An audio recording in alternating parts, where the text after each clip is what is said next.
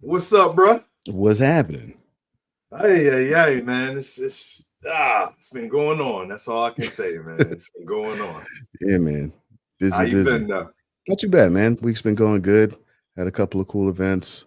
So we're Nice, doing pretty good, man. nice, man. So let's just jump into it. Current events. What's going on? What is going on this It's week, been a man? lot, man. Let's see. What Nikon bought Red. Did they? I did not see Yeah. it. What? I didn't see that. You didn't see That's none of crazy. that? No, what happened? That's what Nikon told me bought where Red? going. Oh my Nikon bought gosh. Red. Oh my goodness. I wonder what they're doing with Red. So now, who knows how this is all going to look.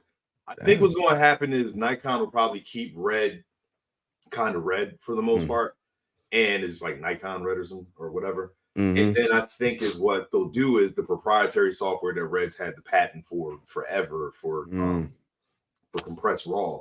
I think they'll be putting that more into some of the more camera based Nikon cameras and That'll be so forth. interesting. So you'll have that red That compression. yeah, that red color, the red, Yeah, yeah.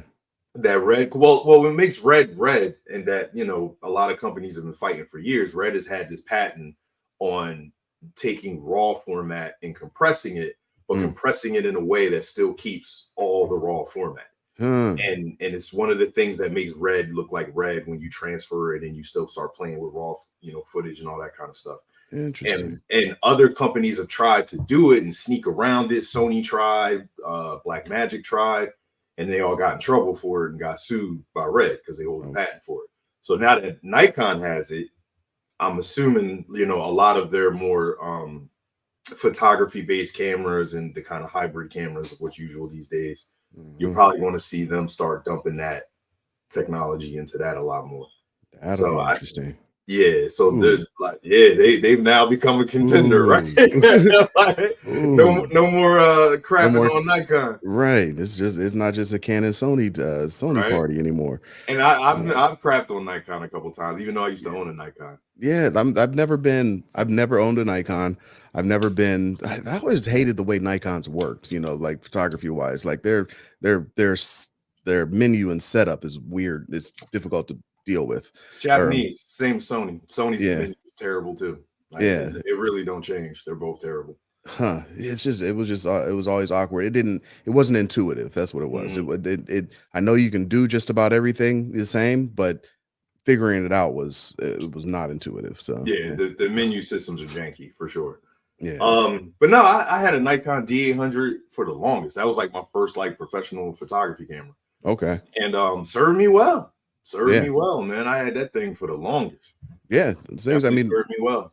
that Nikon shooters, the people who love them, like it's not like they were producing anything that was less quality than everything else. Yeah, So it was, Josh yeah. still uses Nikon. Shout out Does to he? Josh Mills. Yeah, Oh, as nice. far as I know. Yeah. So they might have changed now, but yeah, Yeah. for the longest he was Nikon. Yeah, for a So moment they thought when they brought out that Z mount or whatever with that huge mount that they had, I thought that was going to be like dope, but yeah. they messed that camera up so bad. Did they? Yeah, the problem was that first when they brought the camera out, it like had you had to get like a special mount to use the lenses. Hmm. That was dumb. Instead of keeping the same mount they had, I guess something with how they did the mirrorless setup, they had no. I don't know. Yeah. So that was a mess. Their eye tracking system was a mess. It didn't work that well at first. Hmm. And so on and so forth. It didn't Yeah. get better until it got to the Nikon 9 or whatever. That was like became Z9 or like whatever. the Z9, yeah, that became like Yeah. the flagship. That was the beast of a camera Yeah. for a minute. Like a lot of people swore, but I think Josh has Had that. it. Okay.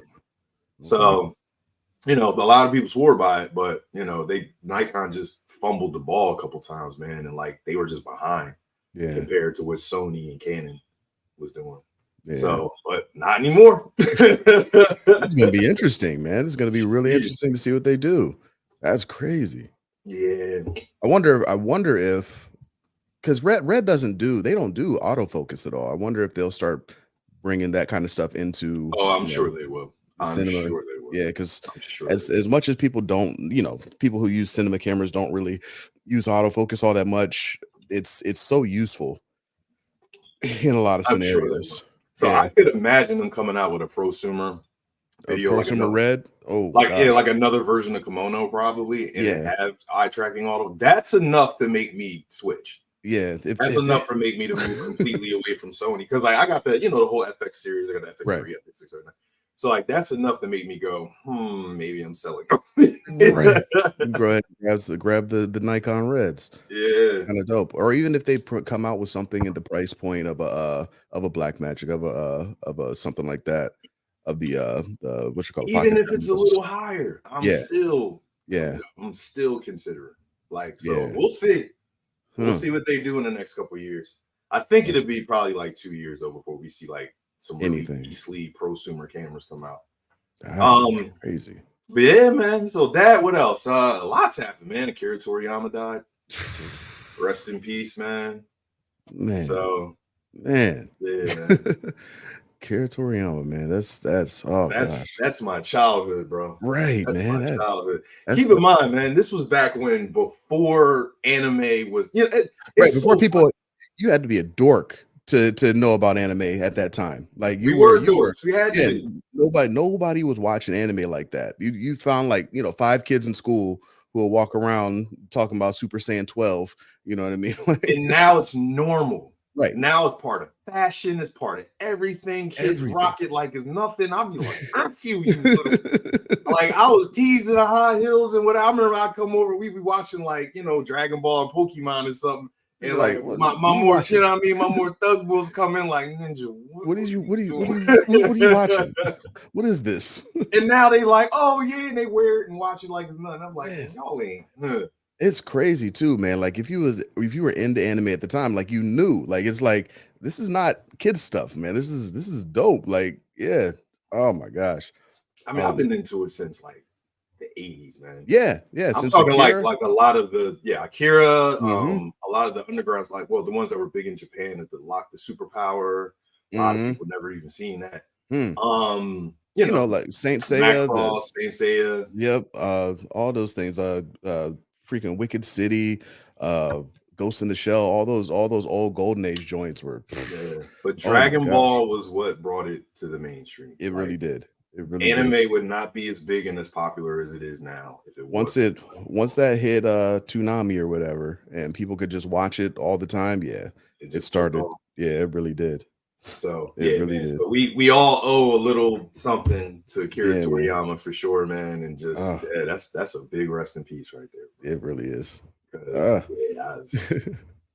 can't front. When I heard, I was like, it brought a little tear to my eye. I was like, that's really my childhood gone a little bit right there. I'm like, but and it's pretty. Like, it was funny. I was just talking to somebody about it the other day. Like, I don't really watch Dragon Ball anymore. It's kind of still, it's like for kids now at this point. So it's kind of the same thing over and over again. And right. And my young bulls and sisters that work with me and all, they still swear by it. They're like, man, it's the shot, man. And I'll be like, bro, it's like no storyline. It's the same thing. It's just giant power-ups. That's all it is.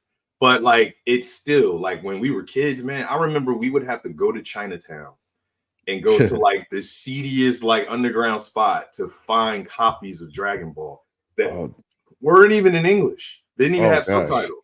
Oh gosh. We would still watch them and just learn Japanese. That's how I learned Japanese. Part of how I learned Japanese. That's crazy. And just translate them. Like, oh wow. Yeah, I remember getting we was into it. I remember getting the VHS tapes, and you remember VHS tapes, there would only be 4 episodes on each tape. So you had to get like, what was it, Sunko's video? Yeah. Right, and you had to go. They had a little anime section. Yep, that's where I used to get them from. So I used to get them from there, and it would be like I thought myself trying to get ahead of what you call it. So I was like, oh man, he's about to go Super Saiyan. I'm gonna go ahead and just get the tape beforehand. Little did I know. It's going to be like 26 episodes before he actually goes Super Saiyan. So I'm going to have to get like 80 of these tapes before.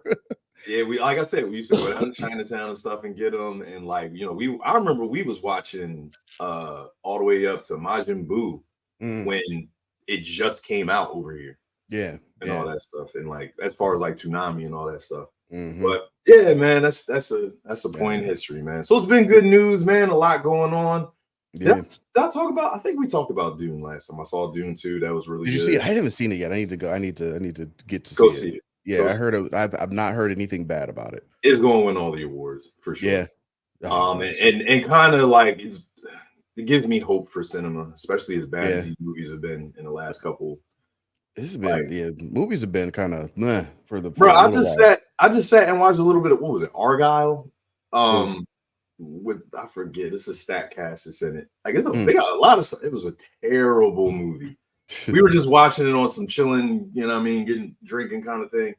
And oh my God, I was like, this movie is horrible. I was like, but yeah, man, it's been interesting. Then what, the Diddy stuff? Oh my goodness, man. Diddy. Yo, so, I'm in Philly.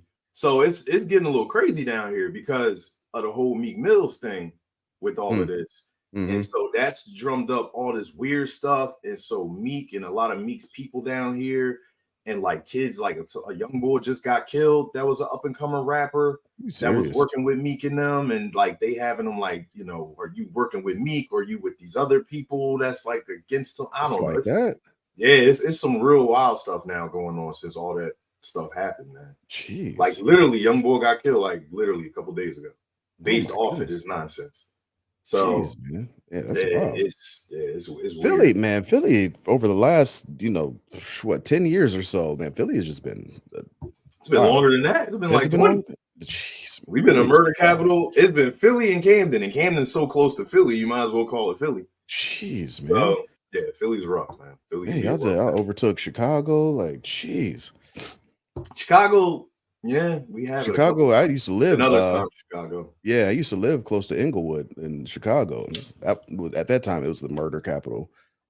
Yeah, I mean, Chicago's just bigger. Yeah, all Chicago. I tell people all the time, all Chicago is a bigger Philly. Is it? It literally is just a big. It looks like Philly. Everything, just a bigger version of it. They'll be parking in the middle. It gets colder. Yeah, it's get colder. You can't park in the middle of the street. You can't park in the middle of the street. It's the only difference in Philly. They don't got good cheesesteaks. No. Actually, they got a couple, but it's not like Philly. Good cheesesteak. They got a couple. They do. Listen, when the place where I lived in the hood, in the cut on the south side, there's one place that has some decent cheesesteaks, man. I was happy. Right? I see it, man. Like I've been to Tony Luke's, I've been to the Geno's and Pat's, and like none of those are good. Those are tourist attractions. Those are not good cheesesteaks. I've heard, but I've had a couple cheesesteaks, but yeah, it was good. It was a good cheesesteak. See my face. Anyway. But anyway, man. I ain't gonna convince no Philly dude. You're not gonna win that one. But anyway, we got a good show today, y'all. We got an awesome photographer that we're bringing on. Rob, I'll let you explain the rest. Yes, so we have Derrel. He is a wedding and portrait photographer. He's spoken at WPPI a few times. He does speaking. He's just an excellent photographer, man. His style is off the chain. Dynamic lighting. He's just really good at what he does, and we figure we get him on here, talk about what he does. In the meantime, let's definitely do the usual that we do. Let's roll the intro, and we'll go from there. There we go.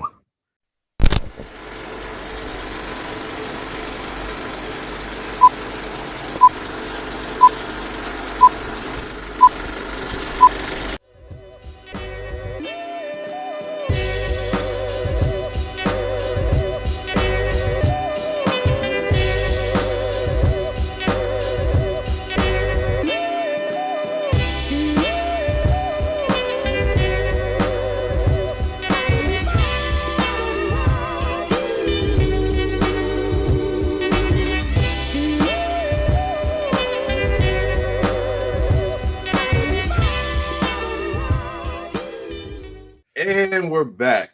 What's up, man? What's going on? Man, good to have you. Thank you for coming. We appreciate you. Thank you. Yes, sir, man. So yeah, man, welcome to the Cre8Tive Pit. As usual, what we do, man, is we pretty much talk with creatives, man, people behind the scenes, people that make the magic happen. And don't always get the credit and everything that they deserve. We trying to give they flowers as much as we can and reach out and give info as well as we try and give as much as we can information of like tips and tricks and things for people trying to get into different industries and kind of where to go, what to do, and that kind of stuff, and just learn, man. Just learn as much as you can. All right. Yeah, I mean, with all the YouTube interview channels and stuff that's out here, and, you know, they all like everything now is like boys versus girls and oh gosh, and all the, you know, or celebrity gossip, and I'm like, man, let's do some real stuff for us, man. Yeah, there's not a lot of shows like ours. There should be more, you would think, but yeah. I appreciate you guys having me, man. Yeah. Yes, sir. Thank you, man. Thanks for coming on. So I guess we'll start kind of where we always start, man. Tell us from the beginning, kind of how you got started, where you came from, and all that, and how you got into the business. Yeah, I've been an artist pretty much my whole life. As a kid, I used to draw a lot, so I was good with like drawing. My mom put me in art school when I was like 10, 11, so I was doing art school and stuff like that. So just art is just always inside of me. In the 90s, I took that art took it to the streets. I was doing a little bit of graffiti and stuff. And that led into like emceeing, rapping, and so forth. And then from there, that transitioned to making beats as well. And then I got into photography, man. So, I mean, I kind of dabbled with a little bit of photography, you know, when you're like emceeing, you're making album mixtape covers. So I was doing that. You know, I do a little mixtape cover right here. Didn't know what the heck I was doing. But then I actually got a camera, learned about photography, and yeah, man, I just fell in love with it, man. Oh, you got all my AI. You got all my AI pics. Yeah. Yeah, bro. I'm looking at some of your work. Yo, dope, man. Your lighting and dynamic setup. I'm seeing it. I'm definitely. No, thanks, man. Good stuff, man. I like your style for sure. Thanks. So, how did you? Well, tell me about that transition between drawing, because that's very similar to myself, like doing drawing and things like that. How did you actually decide to pick up a camera? For me, myself, like I thought photography was dumb when I was drawing. I was like, no, I don't like photography. I don't want to do that. And then somebody got me a camera. I was like, kind of cool. How did it happen for you? So basically what happened was, I always had a point and shoot camera. Didn't know nothing about photography, but I brought it just to like capture memories and stuff. So, you know, if I'm with my boys, if I'm out somewhere, like I just brought the camera just to capture the memories. And a friend of mine, he had a Nikon. You guys were talking about Nikons earlier, but he had a Nikon, and he was just like, and he was a photographer, so he was like, "Yo, man, why don't you get a real camera?" And I was just like, "All right," I never really thought about that. And then started dabbling with it. I finally picked up first camera was a Canon Rebel XSI. Okay. So that was like 2009. Yeah. And after that, I picked that up, and I thought I was like the greatest photographer, man. So because I was doing like I said, album cover, mixtape stuff with like my other homies and stuff. Like I wasn't a photographer. I just had the camera, and I said, "Hey, we need an album cover. So let me just take a picture." Hiring a photographer didn't even cross my mind. Like that was just so foreign to me at the time. We're talking 2004, 2005 back then. Yeah, so it's like almost 20 years ago. And so now when I got the camera in 2009, I was just like, "Oh, okay, now we could take some real mixtape, real album cover photos." So that's what I was doing, man. And I just started posting those on Facebook, and then people would be asking me like, "Yo, what do you charge?" And I was like, "Charge, man." I didn't even think of this is like the first month. And I was like, "Charge." I was like, "Oh, I don't know." I go, $100. And they're like, "Hi." And I did a shoot, and I got $100. And I was just like, "Yo, this is more money than I've ever made in 14 years of rapping." Wow.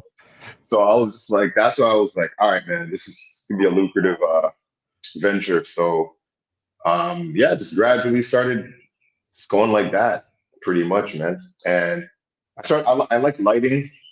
I started off with, funny, it was the on-camera flash that kind of blew me away, because my boy showed me how to bounce light on a white ceiling. So when I saw that, I was just like, yo, this is crazy, because prior with the point and shoot, the on-camera flash was like not really flattering. It was just kind of like, nah. So for me, I always thought flash ruined the photo.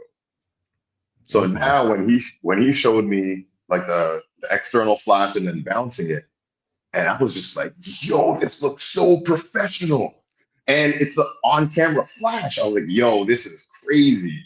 So I fell in love with on-camera flash first. And then when I went outside and then I tried doing that, and it wouldn't work because there's nowhere to bounce it off of. And then I realized you were kind of limited, because I tried using it where the ceiling was black, or where the ceiling was red, or where the ceiling was like another color. And then it casted that color. And now it's like, okay, or if the ceiling was too high, now I'm just like, all right. So there's some limitations to this. So then I had the sync cord. I got introduced to the sync cord. So you have your camera, and then there's like the flash, which is pretty much a speed light, but there's like a sync cord that goes onto the hot shoe. So you kind of like hold it. So if I'm taking a picture of you and then I'm holding the flash with my hand, so I was doing that, and that was kind of crazy, because you know, you're only limited by how far your hand can go, and then your hand gets tired. And it was just, I was like, yo, this is crazy, man. But this is what I had to go through, man, because the technology wasn't all there yet. Right. Yeah, So, I remember back in those days, I think the earliest they had like a big block charger. Y'all remember that like white charger that you could bring and attach to like your stand or whatever, and then try and attach to your camera? I remember they had that for a while. And it didn't last for nothing. Like it lasted like maybe like an hour and a half. I had I got from Scott Kelby one of those. He talked about using a sync cord just the same, but I got really, really long ones. So they had those like 15-foot sync cords, so you could stick your light on a tripod and a light stand, and then use the sync cords. I did that for a while. So yeah, the sync cords but they were good. Like this, it never missed a flash. Because it was always a pain in the butt trying to get the like the radio trigger to flash. Yeah, those things were horrible. Yeah. And then after that, then I got a Canon 7D, and the Canon 7D had a pop-up flash, and that pop-up flash was good for infrared line of sight. So now I'm like, okay, so this is like my introduction to wireless off-camera flash. So now I'm like, okay, so I have a speed light. I could use it off camera, no cord, but the pop-up flash. And the problem with that was it was line of sight. So if anything was obstructing it, now it's not going to trigger. If it's too bright outside, sometimes that flash it doesn't pick up. So there are some limitations. And a few times you could see, because the flash is direct, I could see a little bit of shadow of the pop-up flash. Even though I had the off-camera flash, I could still see a little bit of shadow from the pop-up flash. So that was limiting, but that was part of my growth. And then it all changed when I got introduced to the Chinese triggers. Oh man, the Chinese triggers. No, this is before that. I know what you're talking about. The radio poppers, like the. I know what you're talking about. It was Pocket Wizards were hot at the time, but Pocket Wizards, like, it was too expensive. Yeah, those were expensive. I had rented Pocket Wizards a few times, and I was just like getting frustrated because it was like misfires. I didn't understand what was going on. But once I got introduced to those Chinese triggers, I was like, oh man, this is a game changer, because they were cheap. It was, I don't even know, it wasn't even Yongno. It was before that. It was like some no name. This is 2010. Yeah, I remember. So this is 14 years ago. So this is some no name triggers. I put those bad boys on, and I was just like, yo. Those are the LEMB and Einstein days. Yeah, a lot of people were using for me before, but this is before Alien B, at least for me. But yeah, then I got into the Alien Bs, oh man, I brought them Alien Bs to the beach with the Vagabond. I'm talking the original Vagabond. You know, the orange one? Yeah. That joint. How heavy was that joint, man? That joint was oh my gosh. It was heavy. So I brought that to the beach. Oh man, it was It was crazy. We had big beauty dish on the beach, wires, cords everywhere. It was such an electrical hazard. Yeah, man. I remember having I'm looking back, man. Oh man. Turn the beach remember- to glass. Yeah, I remember having the old Pro Photo joints that was it was the big box, and you had to connect all 3 lines. Oh, okay. Yeah. All the different Oh, gosh. lights. And I remember we took that thing outside once and had to run it to like a thing to a generator. And then the generator wasn't pumping enough electricity, and like it was wild, bro. So we would get like every other flash, or every like 4 flashes would go through, and like it was wild, man. That was back in the day. Yeah, I remember those days. Yeah, man. And then with the Einstein, I got the Einstein. That was kind of game changing. With the Vagabond Mini. So now it's like, all right, I got off-camera flash, on location, a full strobe. So that was kind of game changing at the time. And then once, Godox came out and like the whole wireless, not wireless, the built-in battery, that was game changing with the built-in battery. Yeah, that changed everything, man. And then, and now I'm with Westcott. I'm a top pro ambassador with Westcott, and I love the Westcott products with their universal triggers. Like that to me was game changing as well. Especially when I'm teaching my classes, when I'm doing photo walks or teaching a class, and I got multiple students, they got their own cameras. It's good that I have a universal trigger, so it's like they can all use the Westcott lighting and the modifiers and just pass around the trigger. And I think that's dope. Yeah. When you say universal, it's like it works with every camera, or it works with every camera brand. Yeah. So so we got Canon, Sony, Nikon, Panasonic, Fuji. Shoot, you name it. That I might have to get something like that for the studio, because there's people come in with different cameras. You literally just press a button. That's dope. Yeah, I've been Godox and Flashpoint for a long time, but I've been considering Westcott a lot, because Westcott recently brought they purchased or teamed or partnered with I forget what they're called. They're called like Pro Mod or something like that. They started making like these modifications of like stadium lights and stuff like that. That goes into Westcott soft boxes and so forth. Yeah. And I invested in a couple of those and was like, all right, cool. But then I see like, oh, now it's all Westcott for everything that fits them. So I'm like, should I switch to Westcott? Do it, man. Come to the dark side. Westcott's a little bit more expensive. Do they oh, go ahead. I'm sorry. Is it Bowen's mount for the thing, or do they have their own mount? Yeah. Okay. No, they got both. Most of the soft boxes are interchangeable. Like, so they'll have another kind of mount, and then they'll have a Bowen's mount, and you can put either one on. Okay. The thing with Westcott is crazy. They started off. Westcott's over 100 years old, man. I think like late 1800s. And what they started off as, they were making fashion umbrellas. That's what they started off. So they've been in the umbrella. Like that's how they started off, fashion umbrellas, and now the big boys. Yeah. I remember. I think I might have had a Westcott umbrella. Yeah, they make really good. Like their modifiers always been good. Like I have a Scrim, I think, for Westcott Scrim. Yeah. Westcott makes good stuff. So how did that very durable. How did you end up being an ambassador for them? They reached out. Pretty much. They reached out. They sent me some stuff. I liked it, and I was like, all right, man. Like, because I don't want to be an ambassador for a product that I don't really ride with. You know what I mean? Like, I don't want to just be like you watch those endorsements like, oh, Michael Jordan eats these chips. It's like, man, he don't eat those chips, man. You don't eat those chips.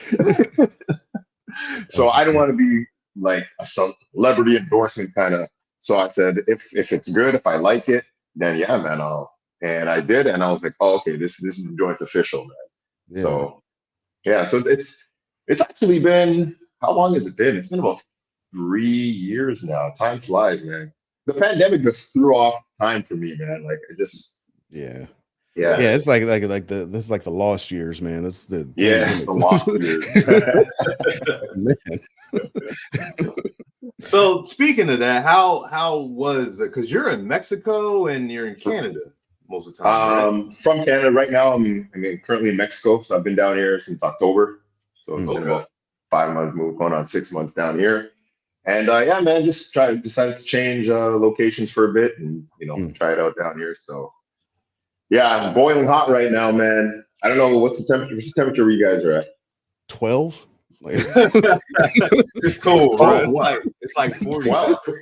No, You guys do Fahrenheit, right? You guys do Fahrenheit, right? yeah. What is it right now? Actually, let me see. Yeah, the whole world does Celsius. Celsius, You yeah. guys- It's 41. so what is it? 41 what? It's -1 Celsius right now where I am. Dang. All right, right now we're 77 Fahrenheit right now. Oh, we're gonna go up. Listen, for like 80s. I'm sad now. I don't like that. That's that West Coast. I don't. Mexico. There we go. Yeah. So it's gonna be 95 today, man. It looks like it's 95 outside right now. It is not 95. I heard the birds chirping when you came in. I was like, man. Yeah, you heard that, man. I got random hummingbirds just coming around, man. It's crazy. That's crazy. Yeah. That's nice. Got lizards, iguanas everywhere. Yeah. That's my favorite thing. Cockroaches. Oh man, them cockroaches, boy. Crazy. And they fly? No. Ain't that crazy, but they're the big joint. They're like huge cockroaches. Hissing ones, yeah. Look up at you and be like, what's up, Holmes? Yo, I left a beer can in the bedroom. I left a beer can for like a day or two, and I was like, I'm gonna go throw this out. And I heard like a rattling in the can. I was like, what the hell is this? Go in the sink, empty out the beer. It's still rattling. And then boom, you guessed it, cockroach. The big cockroach jumped out of the can. I screamed like a little girl, dude. I was like, dude, big ass cockroach. The thing was the huge joints, like the tropical ones. Like, yeah. I'm not talking like the ones from the projects. I'm talking the tropical. Yeah, I had a teacher who kept those as pets. The hissing cockroaches, like they're the big. Yeah. Big Why would you keep that as a pet? Well, he was a science teacher. He'd keep them. Yeah.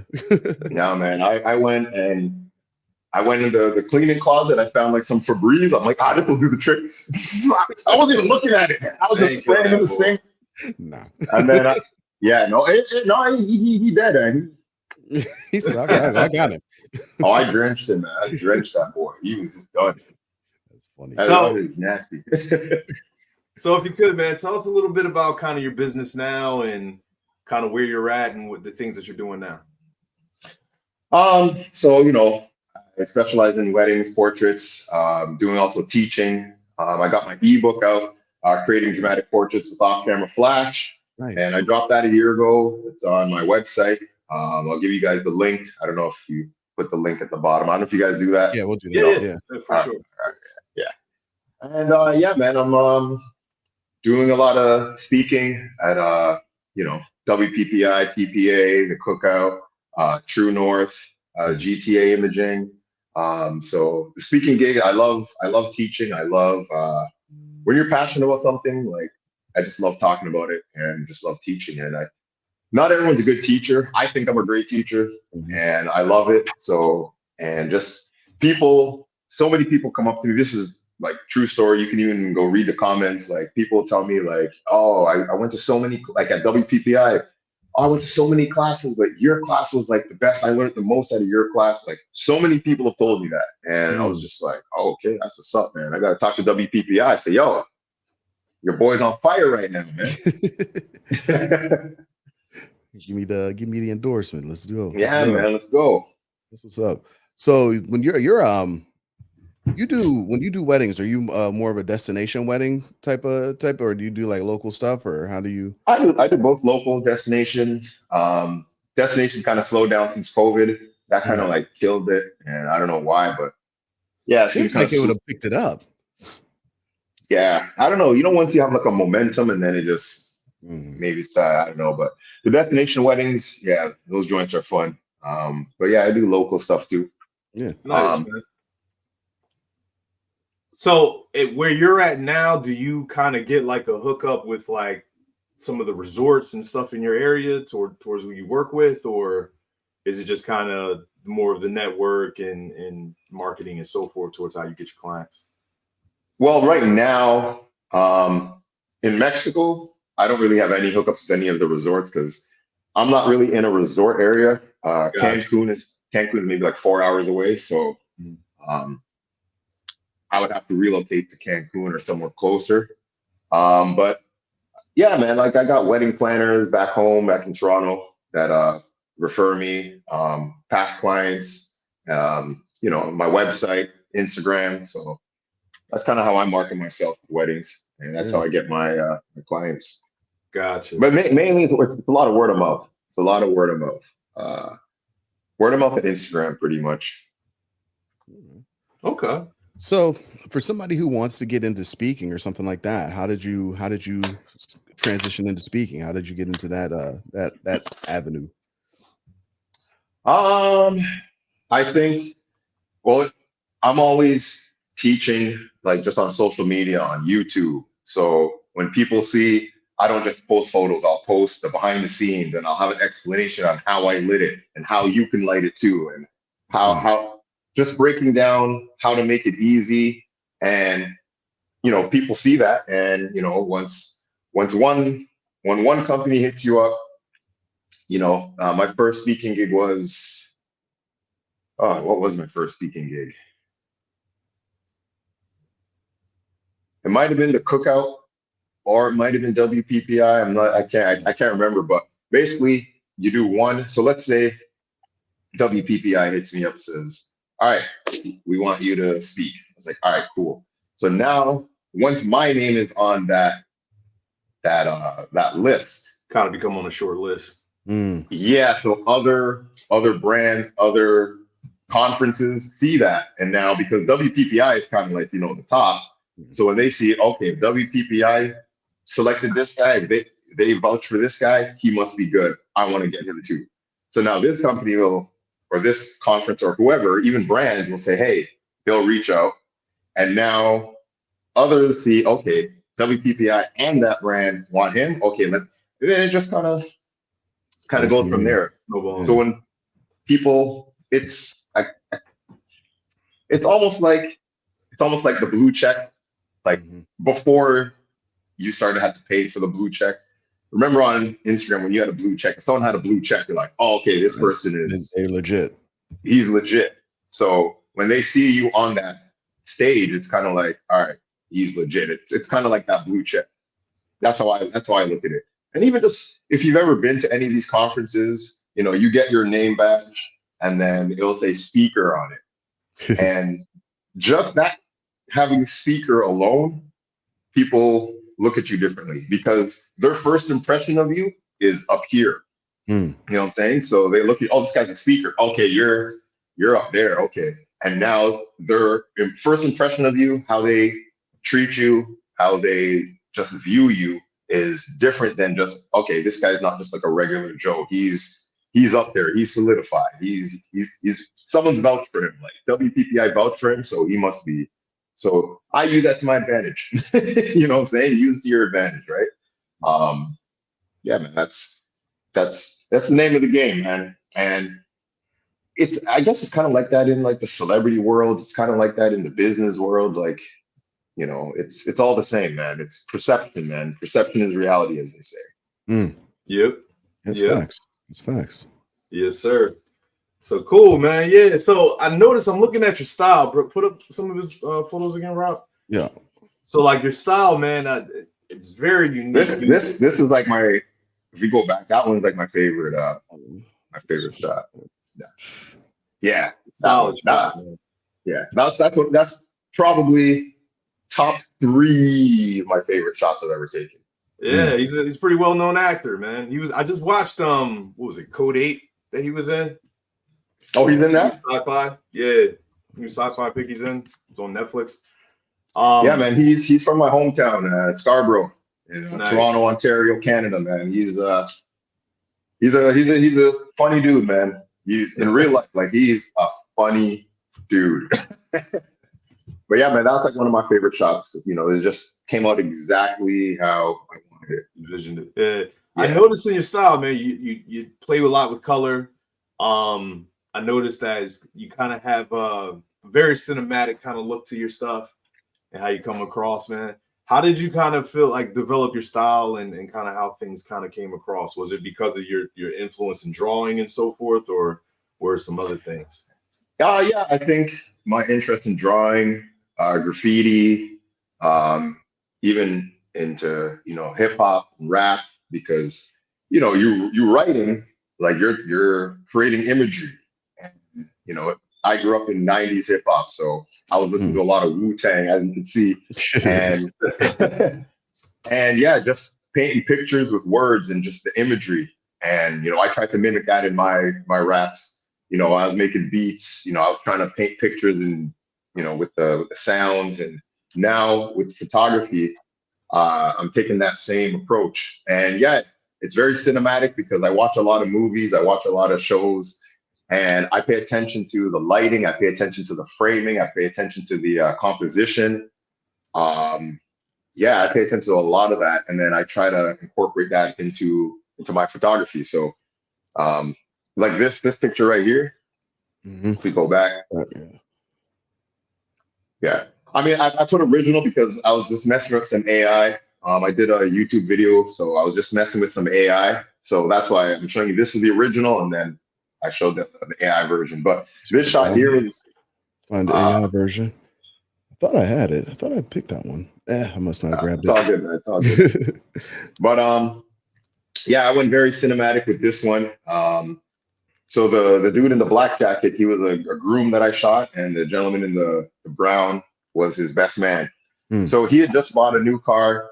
He just bought the Beamer. His friend's got a Benz, and his wife hit me up. She was like, "Hey, man, you got a new car. Can you take some pictures?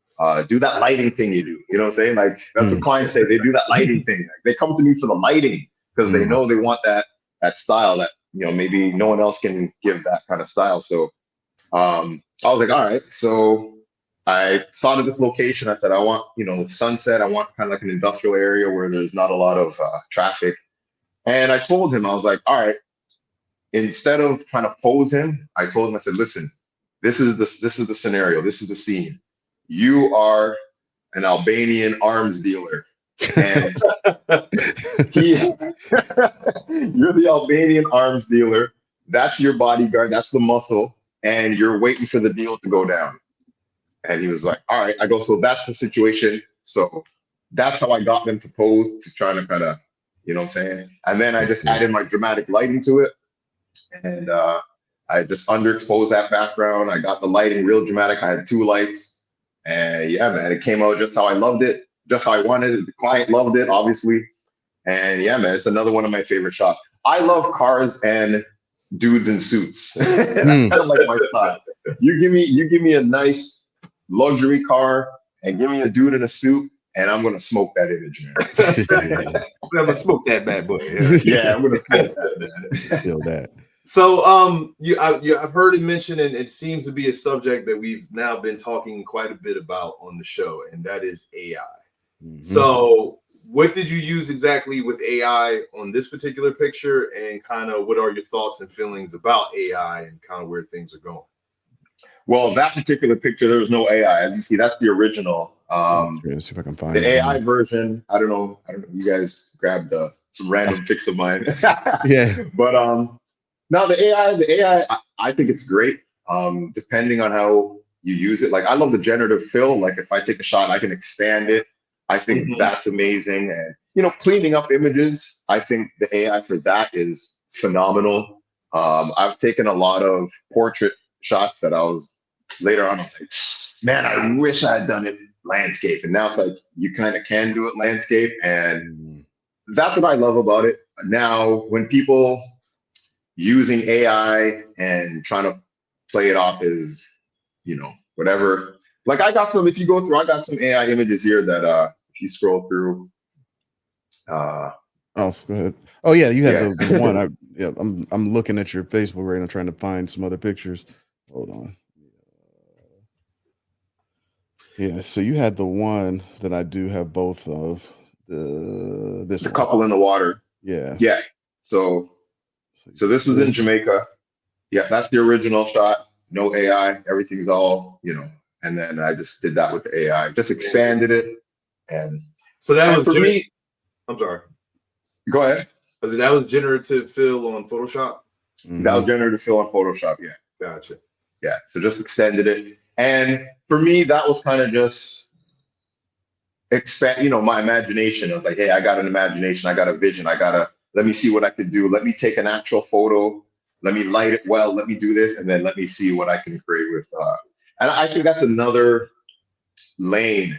Like it's photography is one lane. Your digital art. Like I think it's a fusion, right? I think it's a cool fusion. I have another image if you scroll through of a black guy. Not him. Not him. Not him. Not him. Got a lot of black guys. Not him. Maybe brothers, man. Show that soul. Show that soul. The button just disappeared. Did I reach the end? What the heck just happened? Oh, there we go. This way.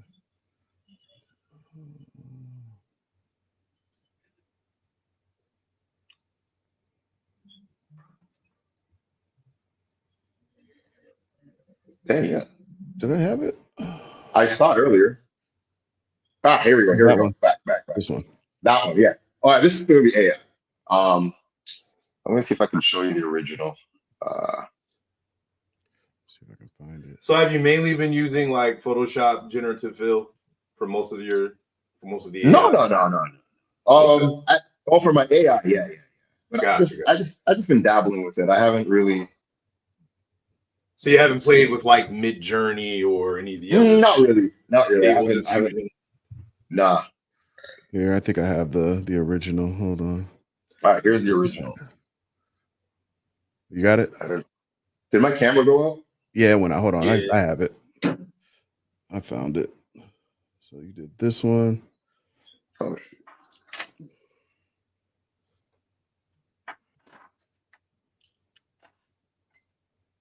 I see what you did. Oh. Oh, where'd you find that? It's on Facebook. Oh. I think this is the original, right? Yeah. That's the original, yeah. And then you expanded, and then you took. I gotcha. Good stuff, man. Yeah, I felt Photoshop's generative fill to be a little weird. It is. So it's a little janky compared to like Stable Diffusion and Mid-Journey and some of the other ones that I've used, because like with those, I notice I make the prompts really long and explain a lot of like every little detail from like 50mm lens, this cinematic, this, put this with a thing like this, then a description of, in a romantic whatever with the breezing fire. You know what I mean? Like you got to go real descriptive and kind of dense in the paragraph of what you're prompting to get everything right, and then it will generate this one's AI. That one's AI? Yeah. Yo, what is up with my camera? Hold on a second, man. Sorry about that. But I noticed it will generate it pretty on point, where when you throw it in Photoshop generative fill, if you start putting, at least I've found, if I put too much information, it gets lost. It just doesn't. Oh, yeah. It goes wonky. Like it's the opposite. It's like I got to make it really short and to the point. I got to be like, expand background or lengthen this, and that's it. If I do anything more than that, it gets confused and it just doesn't know what to do. It's interesting. I think Photoshop is only pulling information from the from Fire, whatever it's called. Yeah, from the Photoshop stuff that people have actually given Adobe and given them permission to use. So it has a much smaller library of images to pull from. So it's very different than like a Mid-Journey. Yeah, Mid-Journey don't give. They're gonna pull information from anywhere, and that's one of the problems people have with Mid-Journey is that they pulling it from everywhere. Everywhere. Stable Diffusion's a whole nother level too, but it's a lot. It's a lot to make Stable Diffusion work. Like you almost got to know coding to an extent. It took me a while to get the hang of it, to really play with it, to be able to create something. The last Samurai thing that I did, that one model way back when, I'll bring it up in a minute. That was like me really finally getting a hang of Stable Diffusion. Yeah. how it works. It's a lot. So how do you feel about kind of, like I said, subject matter we've been talking about quite a bit? How do you feel as far as just where AI is going to go and kind of the future of it with photography? You know, we speak to some photographers and it's kind of almost black pill, doom and gloom of where AI is going, and you know, it's all over. We're not going to have careers anymore. And then some people saying it's promising. Some people say that it may even kind of go away a bit because people are going to just kind of want original and more authentic, so to speak, or purist in a sense. Kind of what's happening with music right now. I'm kind of noticing you're starting to see this decline in hip hop and pop music because it's so electronically driven, and country and rock is starting to come back and more wanting a band and actual musicians. And you know what I mean? So how it goes around comes around. Kind of what's your thoughts on that? I mean, the crazy thing with AI is I think it's how fast, it's how good and how fast it's, you know, everything else we've had, like it's been it'll start off like the version 1 will be, you know, okay, and then it gradually starts getting better and gradually with AI, like right off the bat, it was just like bam, it's like, oh shoot, like That's good. you know, like if you take a look at the iPhone 1 when it first came out compared to the iPhone 15, it's night and day, right? But that was like a gradual, it's like AI just came right to the iPhone 15 and just started off, boom. And it's just like, wow, okay, so now what's going to happen to AI in 5 years from now? Like how crazy is AI going to be in 5 years? Like that's crazy. I think like you said, people are going to want that original, authentic, like. Do you think we're going to be out of jobs, or what do you think? No, I don't think we'll be out of jobs, but like for like a wedding, like AI is good for weddings when it comes to like culling and like sorting through and organizing your stuff, but like AI to shoot a whole wedding, I don't know about that, man. I think with weddings, people still want that natural, like this capture as it was. Don't be adding stuff to it. Like I think for wedding, at least for weddings, that's what I think. You think? Because I think I'm a little fearful of when they finally really start bringing out, and I think it's going to happen sooner than later, where they're going to bring out apps soon. So I mean, they're already doing it. They're bringing out apps that are enhancing faces and cleaning stuff up and so forth. I think eventually they're going to have an app that kind of hits that professional photographer level of editing and correction. And that's a little scary because then, I mean, look how much, bro, I can't even tell you how many times I've done weddings and people will post the cell phone pics more than they will the photographer stuff. Sometimes because they want to keep the photographer stuff for their own and books and stuff like that. But then sometimes it's like they prefer cell phone pics. the cell phone pics for whatever reason, because they're used to seeing them or whatever. Like it's kind of wild. So I could imagine it getting to the point where people are just taking cell phone pics and then throwing it in some AI and it's cleaning them up and it's making them look like the filmy look that people tend to, I call it the Hallmark look of photography. Yeah, but that people like. Okay, you do that, but what about the bridal prep and getting ready? All the guests aren't there, right? Yeah, I'm there, right? For if you're doing if the bridesmaids are busy getting ready, doing their hair, like I'm like, you don't have time for this, right? all day.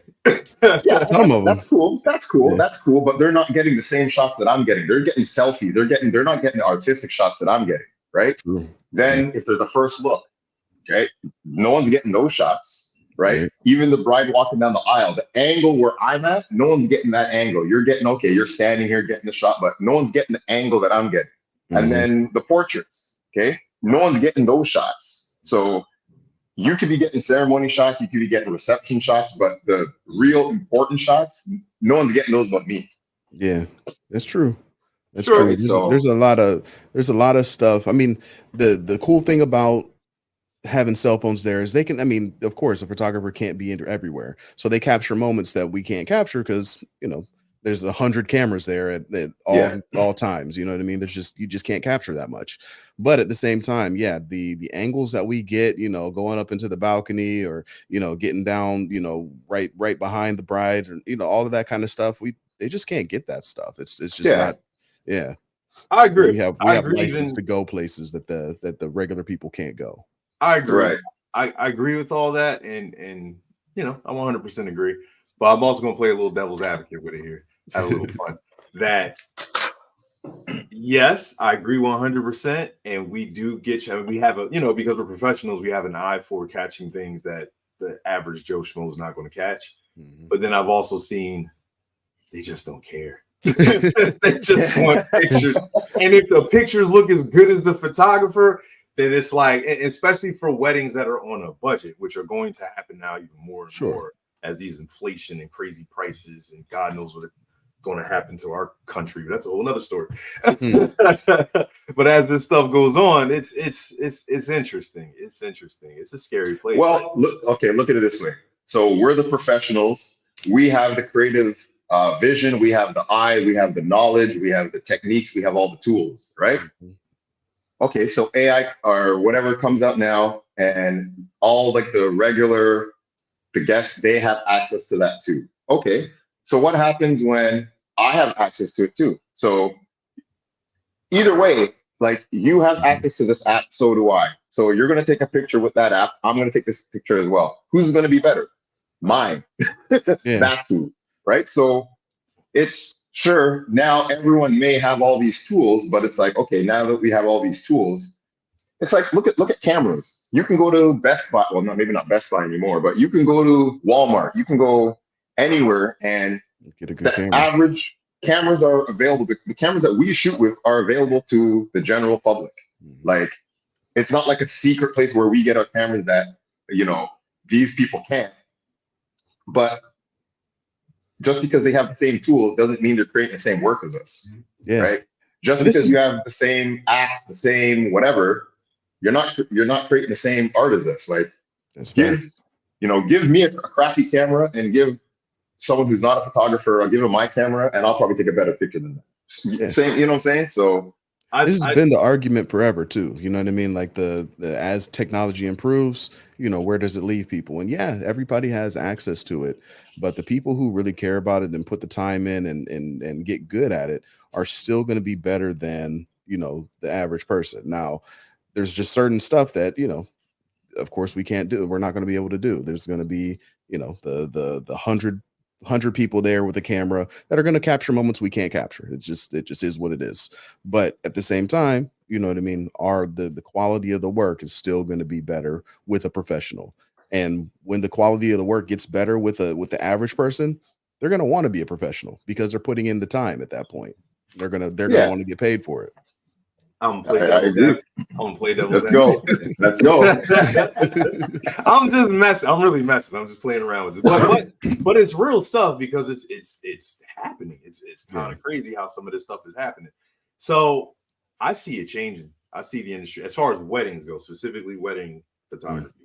I see the industry changing. I see the industry probably going, if the technology goes where I think it goes, and I've been wrong in some of these predictions, but if it seems like it's going where it's going, probably in the next like maybe 10 years, it'll probably be a situation where everything, even down to the photography and the entertainment parts of the wedding, will probably be handled all by whatever reception team or wedding planner team that they hire, and that it will be a function of it. Because what I see coming down the road, or they're already predicting down the road, is one between, of course, cell phones getting better and better, the cameras getting even more sophisticated, and then mixing that with AI and built in, and God knows how that's going to look and everything else.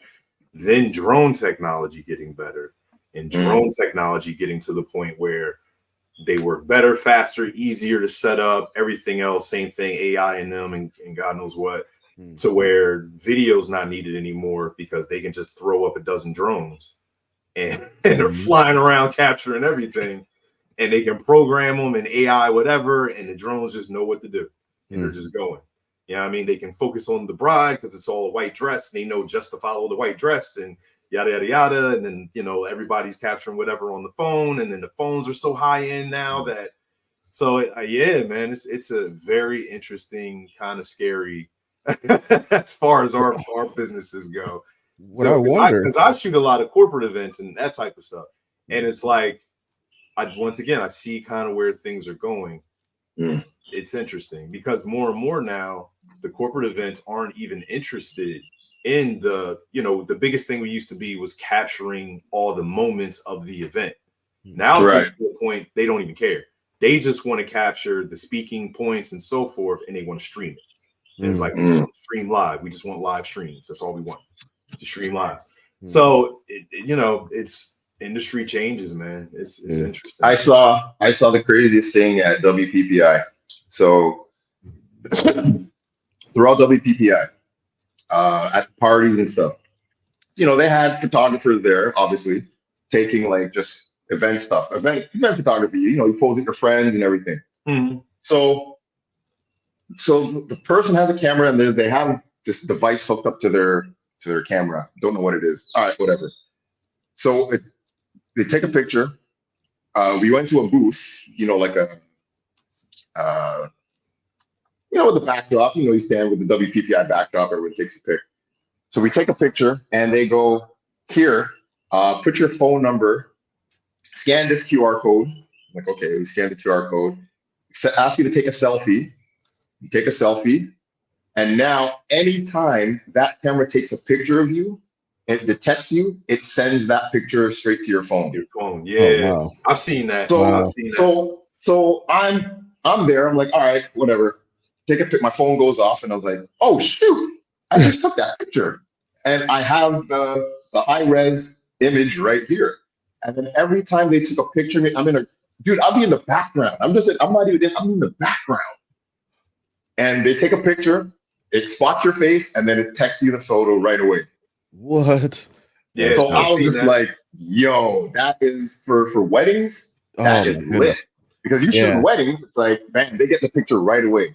And that kind of eliminates your problem of them posting their stupid ass cell phone pics. Because they could post saying, like, I was about to say that they fingerprints all over their lens and their blurry pics, stuff like that, man. Like, yeah, I saw recently. I saw it was one event I was shooting. They had a setup where everyone that came in had to log their phone to their cloud system. So basically, their Wi-Fi went directly to the cloud. So any picture that they took all gathered in one cloud section.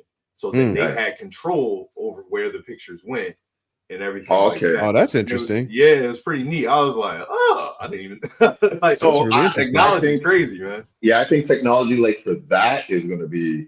I can like when I saw that, I was like, yo, that's game changing right there, man. What I'm waiting for, because it's something that it seems like it should have happened already, and I'm sure that it's gonna happen, is when they start putting apps on professional cameras. When Instagram is on your camera, when Facebook, when those things are on your camera and you can automatically take a picture, you're connected to the Wi-Fi, it posts it to your account directly, automatically. All that kind of stuff. It's coming. It's gotta come at some point. Like the opportunity there is just like portrait mode, like all those features in our camera, portrait mode, long exposure.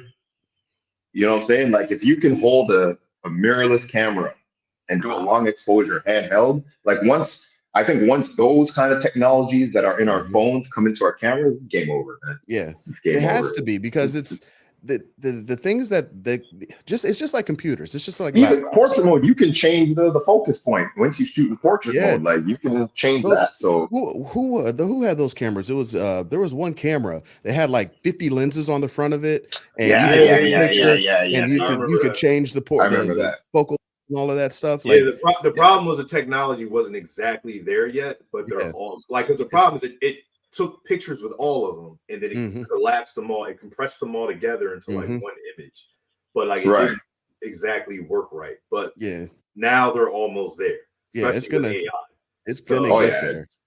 So there's certain it's like laptops versus, or even your cell phone versus an actual computer. Yeah, your cell phone can do a lot, and AI can make up for a lot, but it's never going to be a big box of computer, because there's just too No. much processing power there. And it's the same thing with your camera. There's a lot of processing power. The chips are bigger, the sensor is bigger, everything is more. Like everything that the phone can do, the camera can do and do more of, if it has the software. And they're just missing the software in the cameras. That's once they put that software into cameras, once my camera is running Android or something, then yeah, it's going to be, or they have some equivalent of Android or something that can run apps. That's what they need. I disagree. Well, I mean, all right, go ahead. I disagree with that, as far as, yeah, the technology will come to the phone. I mean, to the cameras, but I think the goal for most of these companies is somehow to get it all in the phones, because it's just a way larger consumer base. It's way more money. So I see coming. I'm sorry. I mean, they already have this where you can Wi-Fi your stuff right to your phone already. You already have that technology. But I think there's going to be a faster way, because it's still to Wi-Fi or something. It's still a little bit of a process. I think if they can somehow just make it like instant, I don't know. Like I think that I don't understand why they can't. I don't understand either why. Yeah, like it seems because like it's if Instagram on your camera, I think that's a little crazy. Like to take a picture and then from your camera put it to Instagram. I don't know about that. Like that's coming. That just makes sense. That just makes sense. I don't know about that. I don't know if I like that. I think that's coming. I'm sorry. Because it's like, first of all, typing. Like, are you gonna like type your caption from your camera? No, you don't have to, because it'll just be prompt AI. So you'll just speak it. You'll just say, whatever. AI fix it. Yeah. Or I think that's more of a phone thing. I don't know if they would do that to the camera straight to Instagram. I don't know. I don't know if I like that. But see, I don't know if I like that. I think that's the thing, though. Eventually, the phones will replace the cameras. I think what's going to happen is once again, from the multiple lenses. I mean, think about it. Your iPhone and Droid now. I could see phones. Damn. Already have 4 or 5 lenses on them. Like, you're going to get to a point where it's like 20 lenses, and they're processing into that one picture thing to a super high quality and kind of everything that you want.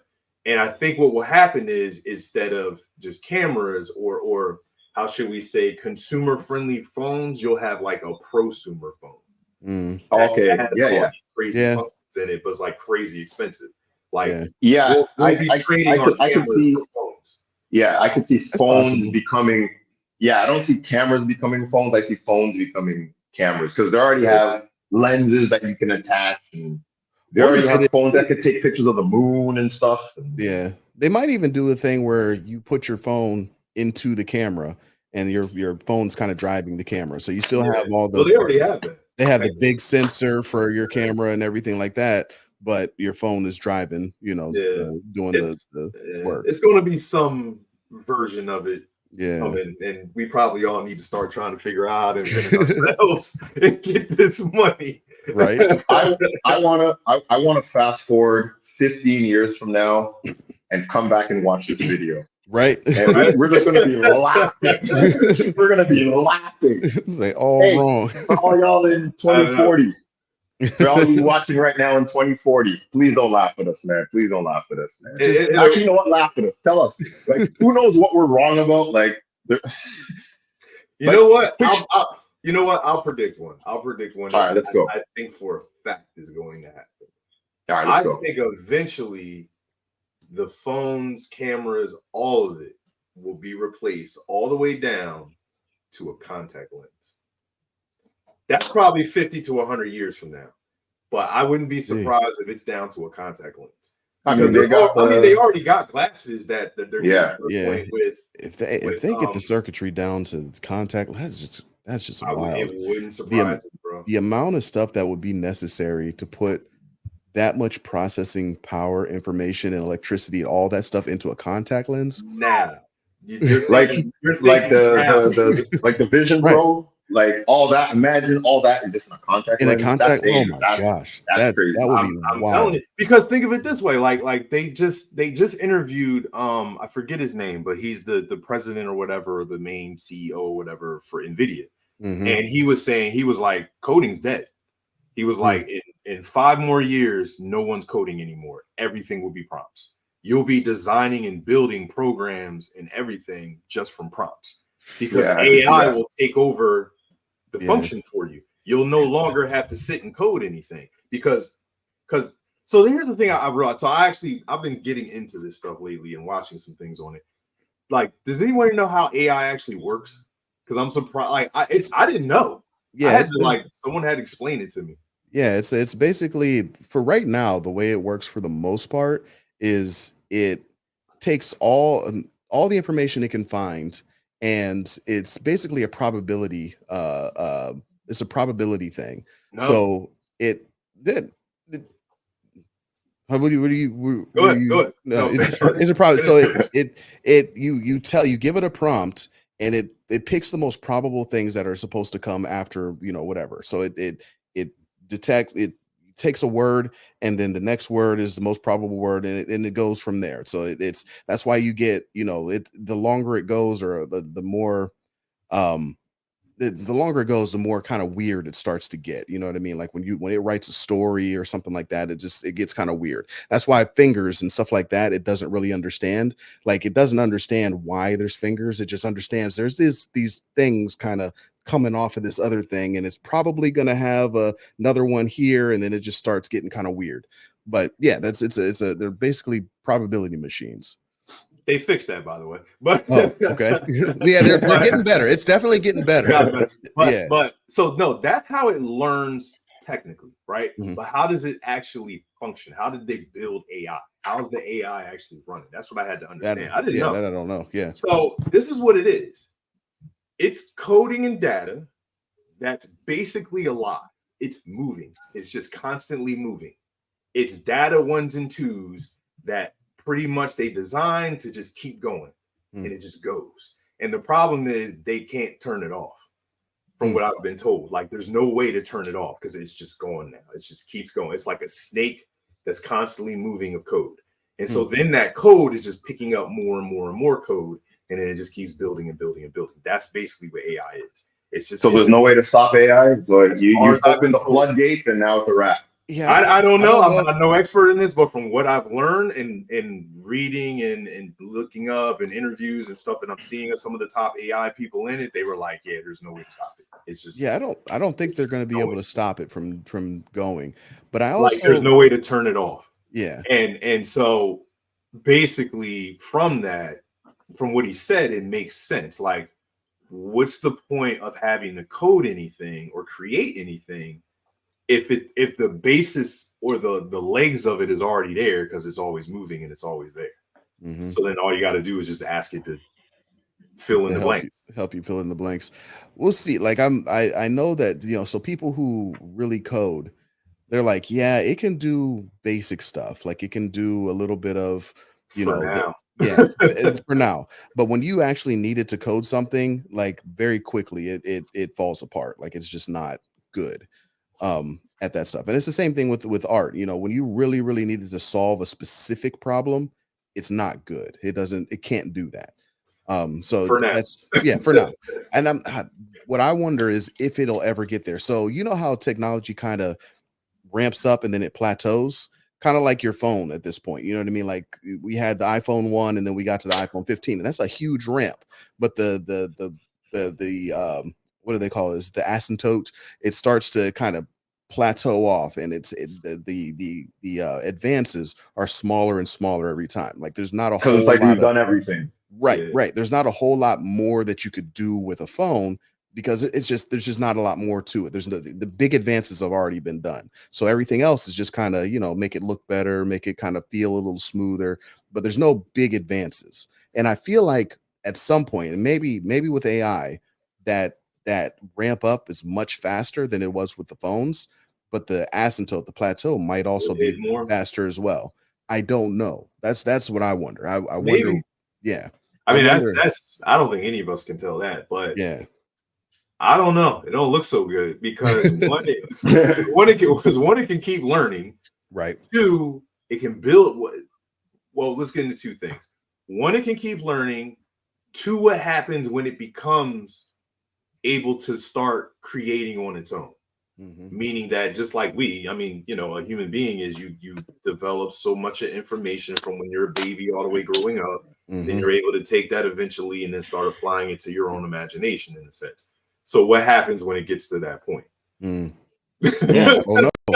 I don't know. It'll be interesting. And we keep feeding it. So yeah.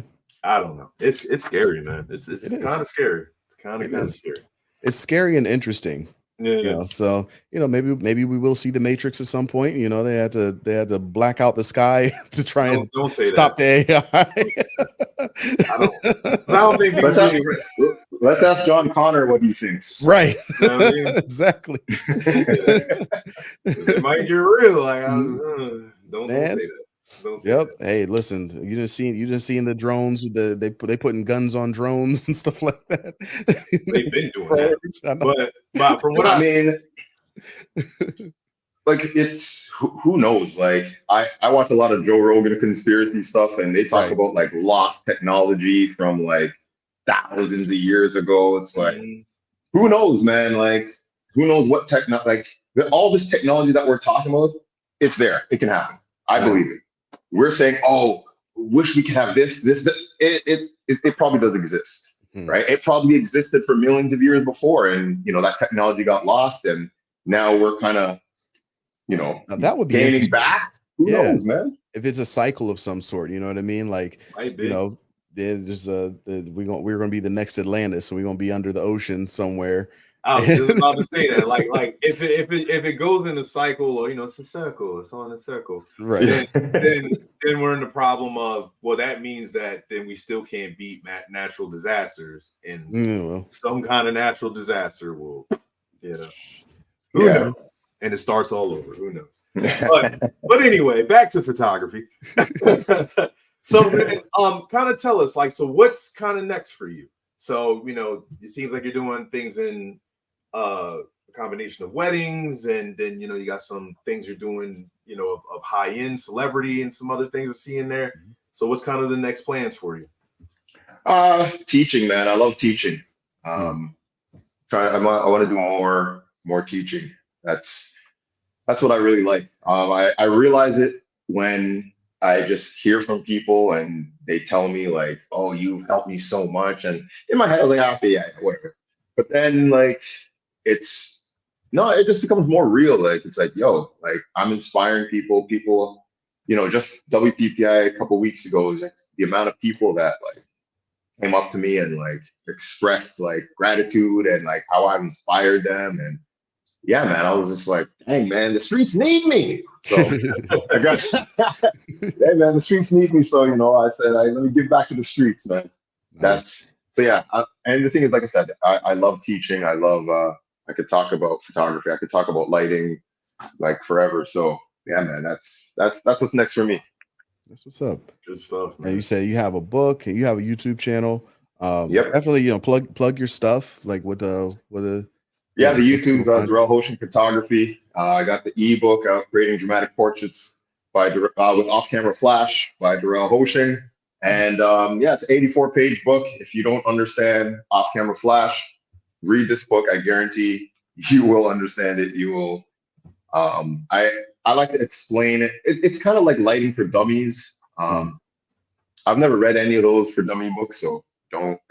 But I kind of took that kind of approach where I was like, you know, let me explain it to as if someone doesn't know anything about it. Like, so I just try to break it down and just make it easy for you, man.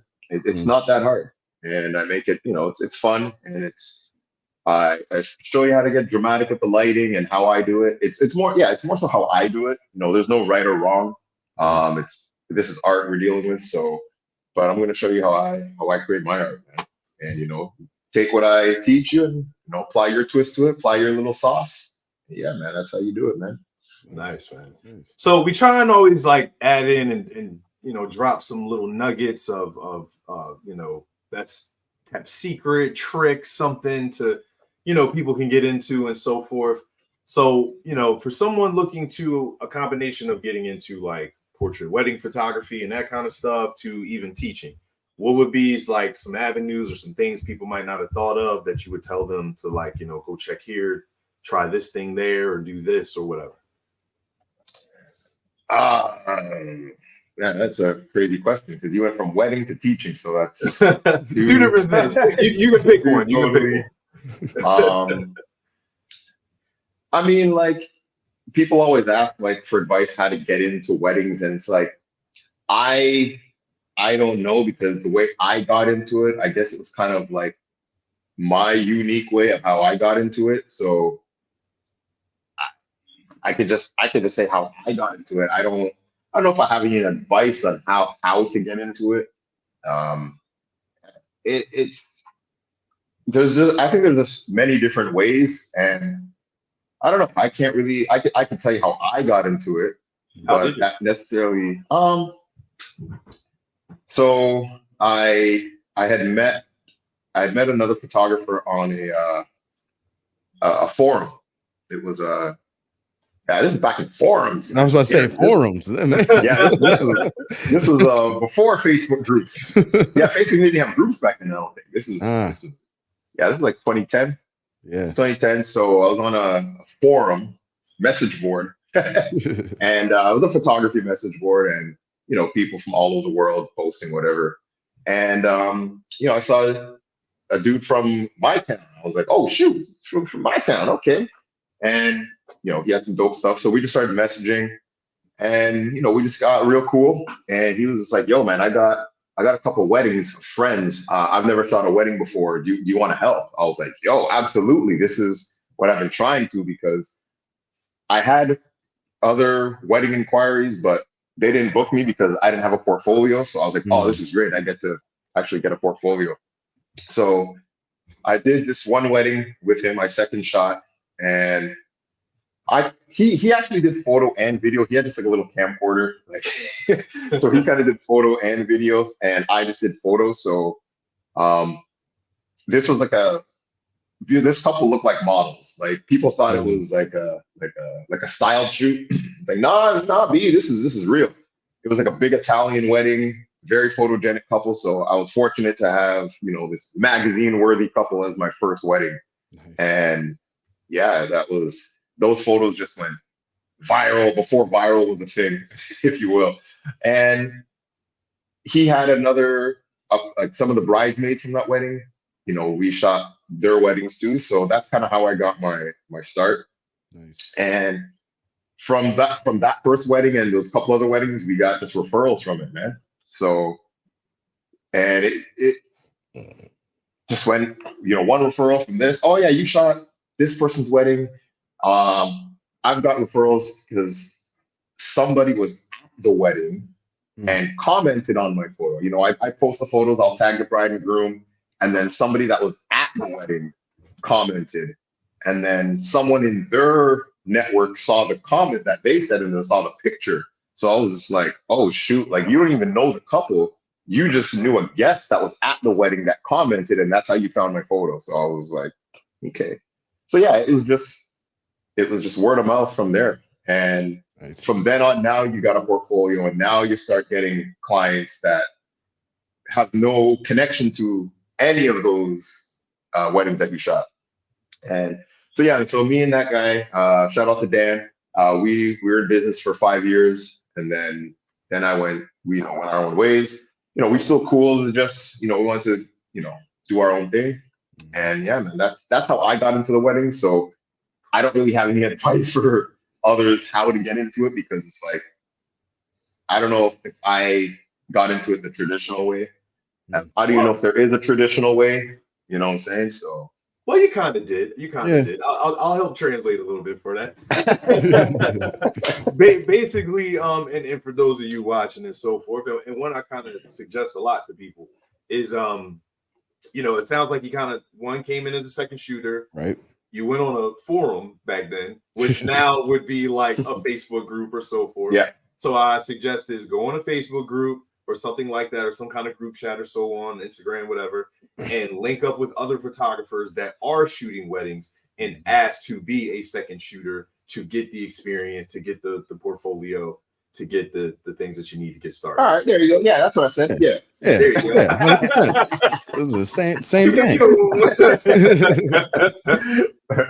Well, he said. Yeah. Exactly. Cool, man. And what would you how did you get started with teaching? And what would you, I mean, you kind of mentioned already, like you were posting a lot of, pics online and showing behind the scenes and stuff like that, and just putting out good work. And from that, Actually, you know what, man? I'm a godfather in this thing, man. I just realized, like, I used to do a live stream every Wednesday at 7:30. It was called Light Club. Me and my boy Kareem Ajani. Kareem was a photographer, local photographer in Toronto that I looked up to when I first got into photography. So I aspired to be like him. And then, now I met him, and now I was doing a show with him, so that was pretty big for me. And that was 2012. That was on Ustream. I don't know if you remember Ustream. Yep. Yeah, so this was before Facebook Live. This was before Instagram Live, before any live. Like, you had to go. It was Ustream, and yeah, man, we had a photography show. Teaching. We had guests on, and nice. Yeah, man, that was 2012, man. 2012. So I mean, yeah, man, I've been doing this, man. Been doing this before. So yeah, man, I'm a godfather in this, man. Shout out to Light Club, man. Shout out to Light Club. That's what's up, man. That's what's up. So there you go. All right. Yeah, man. So I've always, like I said, I've always been fascinated with behind the scenes. So whether it's a behind the scenes photo, a video, you just even behind the scenes on a movie set. Like, I always just love the behind the scenes just to see how it worked, because it's like, we'll watch a movie and it's like, okay, we'll see, the movie, but now it's like, oh, okay, that's how they did it. Like that. I always found that fascinating. So when it came to, my photos, I got BTS photos from like 13 years ago. Like, I've been taking, like, I'll take my picture and then I'll take a behind the scenes. Like, I've had BTS photos. Like, that's how, for me to do my ebook, I had lots of material. I had 14 years of material behind the scenes. So it's not just the final image. I can show you a picture from 12 years ago, and then I got the behind the scenes to show you how I did it. So nice. I've always been showing my behind the scenes. And yeah, man, like, that's when people see that, they learn from that. And a lot of people learn from my behind the scenes images. And I like showing the behind the scenes to show people, like, yo, man, like, I ain't just picking up a camera and pressing the button, man. There's hard work that goes into this, man. Like, we putting in lots of work. Like, the lighting that's why I always show my softbox, my lighting. I show the arrows, like, oh, this is doing that, that's doing that. Like, to let you know, man, like, hey, man, not anyone can just pick up a camera and just start press a button, man. It takes years for this, man. Like, so that's yes. So what that does is it does two things. It's either going to inspire someone, so someone says, hey, I see that behind, you know what, I want to do that. That inspired me.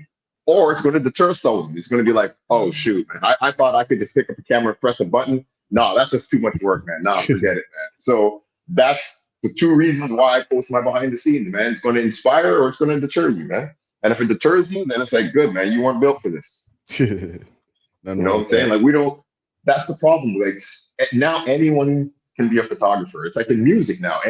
Before there was a bar, like the 90s, like a lot of these rappers today, they couldn't come out in the 90s. Are you crazy? Like, the music we made, like, hey, no diss to No Limit, but we made fun of No Limit in the 90s. Yep. True.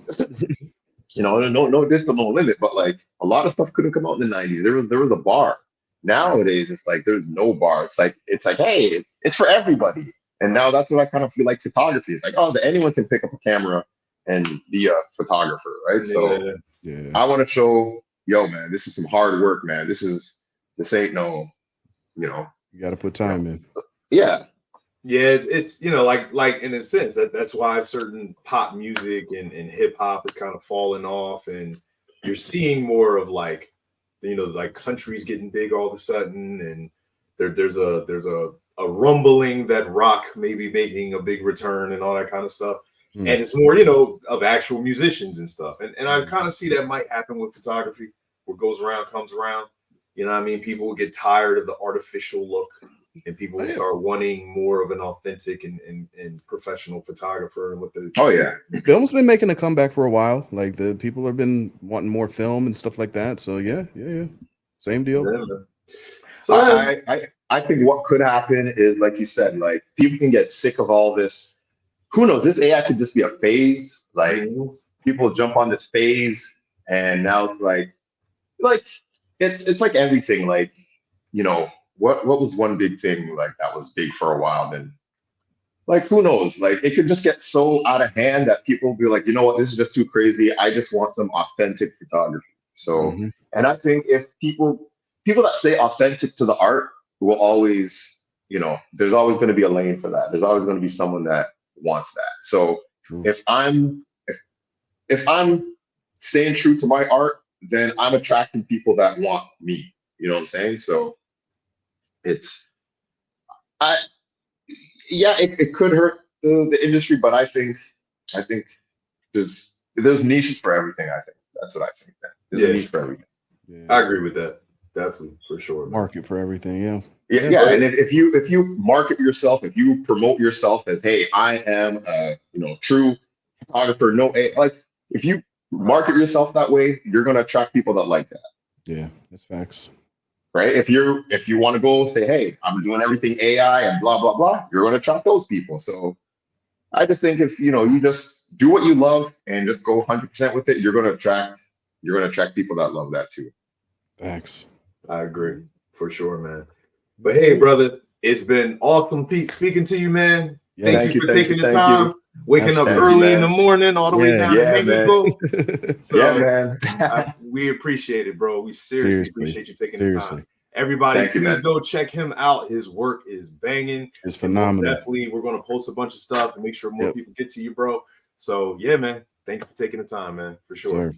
Thank you. And with that, we out. Yep.